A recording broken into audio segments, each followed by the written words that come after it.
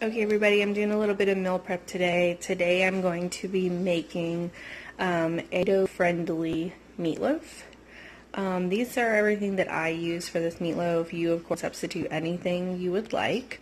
I do have an 80-20 ground. I have a small amount of bell pepper and Vidal to have more onion downstairs, and I'm gonna, what I don't have enough of, this green bell pepper, some red. It is a little bit sweet. I'm gonna use the almond flour, sucre and gold, a little bit in the top, and you can see as we go along. Liquid aminos, you can use coconut aminos as well, a little bit of olive oil, some everything spice, some garlic lover spice from Flavor God, the Chalk Zero Honest syrup in maple pecan, and then I have some paste and organic ketchup. I also have to grab out 2 eggs, so add that to the list as well.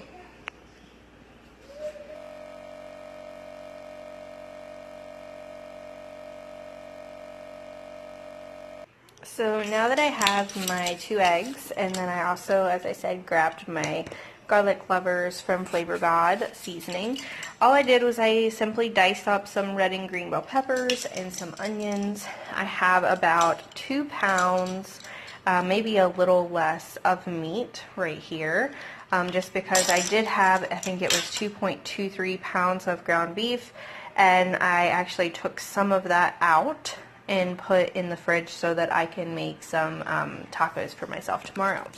So what I'm going to do is I have a half a cup of my almond flour or almond meal here.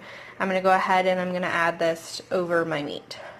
This is in place of the traditional breadcrumbs or rolled oats that normally go in meatloaf to give it a little bit more of that texture and hold everything together.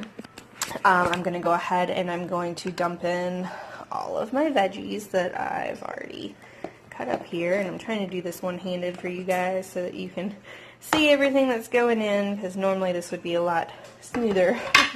And you guys can add anything you want to meatloaf. You can add mushrooms in here if you are really bad about eating your green veggies. You can, I've seen spinach added to meatloaf before. I've seen broccoli ground up really fine and added in here before.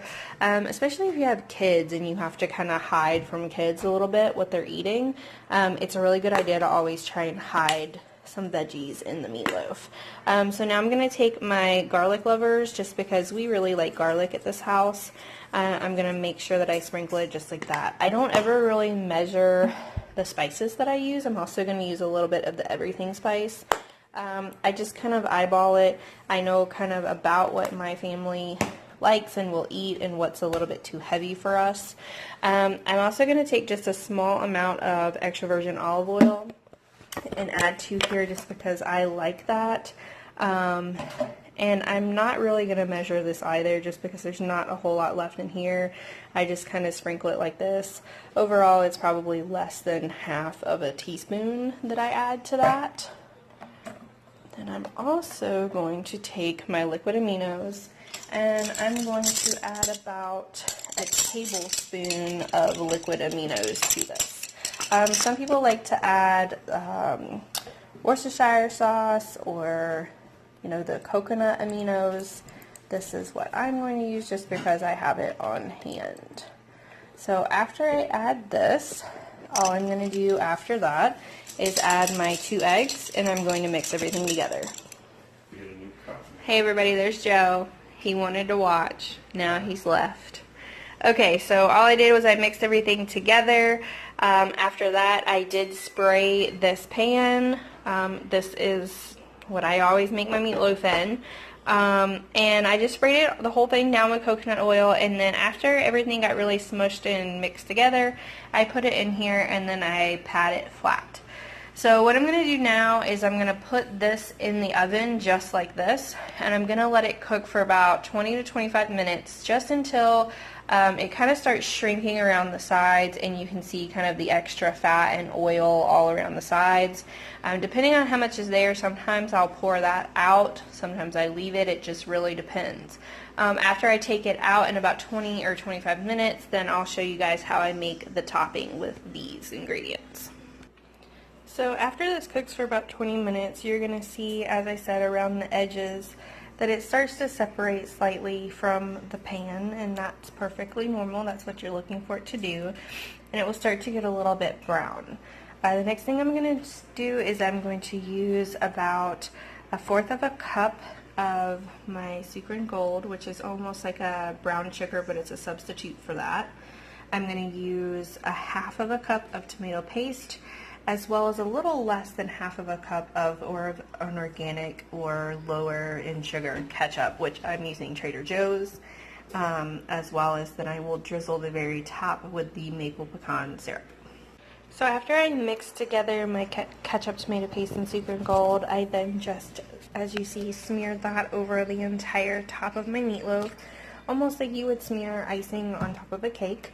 I did go all the way to the edges. I did have somebody ask me that one time, do you not go to the edges? I do, just because that's just going to kind of, I like the taste that it gets when it gets a little crunchy on the end. All I'm going to do next is take a little bit of my maple syrup, and I just drizzle it across the top like this. And I only do this because I like to have mine a little bit sweeter. I used to use honey on the top of my meatloaf when I would make it each time, and this is just a lot better option if you're trying to do keto. So all I'm going to do now is I'm going to put it back in the oven for about 20 to 25 more minutes, and then it will be ready to get out and slice. So I've just removed my meatloaf, and as you can see, I do have a lot of kind of juicy fat still running out here, and that is because mainly I used a very higher fat meat, just because I'm making this keto, and that's perfectly normal for it to kind of run out like this. It's perfectly fine. I'm now going to cut these into individual slices, and I'm going to separate them into pans and store and freeze them. Okay, so this is what it's going to look like when it's completely sliced. You can see down in there, it does look like the almond meal that I used almost makes it look a little seedy. You can still see the heat coming off of this. And just so you guys know, I did slice this up into 8 equal portions. You are more than welcome to slice it into more than that. I just know that my family and myself, we like a little bit thicker portion to make us feel like we're really getting a good serving. Sometimes my husband will even eat 2 of these. I will put up the information of what I've loaded this into my FitnessPal, just so you can see all of the macros for these. But other than that, just serve this up with some veggies, some asparagus, some broccoli, some cauliflower, macaroni and cheese, whatever you guys want to serve it with, and enjoy.